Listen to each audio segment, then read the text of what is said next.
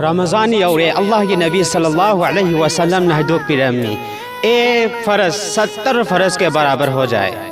फ़र्ज अम पांथोक मतमदा फ़र्ज हुमद्रा पांथोक इसोमने की फंगनेब अदु इबा तारगदी अइखोने नोंदा सोरिबा नमाज मतम मंगा असिदा नमाज मतम मंगा असिदा नमाज मतम अमुमदा हुमद्रा पावतादी क्या तारे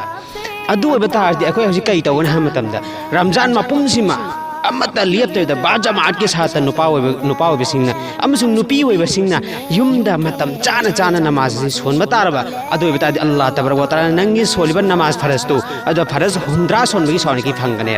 अदु तादी नंग कजा सिंगोने कजा सिंगबा मतम दसु अदुगी मतिक यामना सोनकी यामना फंगनी अमसुंग हागी कानबा अदुगी मतिक यामना लैरने अदुगा कनागुमना नफल म पांथोक मतमदा हारिबा नफल अदु फरज की थाकते यौगने सुबहानल्लाह अखोइद अल्लाह ने पीबीबा ऑफर ने अल्लाह की रजा ने अल्लाह की नबी सल्लल्लाहु अलैहि वसल्लम में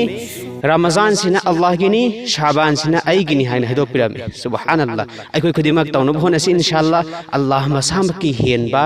रजानी अखोइ खुदिम अमदा थादोइसि अमसुंग मिपुंग खुदिमदा खंगलमु हारिबा कानाबसि लौनंगाइगि दमकता अमसुंग मखोइगि थमोइदा हारिबा अल्लाह गी नबीने हदो पिरम हदीस असि तारगा मखोइगि थमोइदा अमन इबादत तौखिब तारदी नहांगोंदसु फरज हुमद्रा की सोमने की करकनी अदुदे क्यागी मतिक यामना करअनी अखोइ खुदिमक तौनो होनसि इंशाअल्लाह अमलोंदो ओथोक्सि अमलोंदा माइ थमसि इंशाअल्लाह वल्लाहु आलम।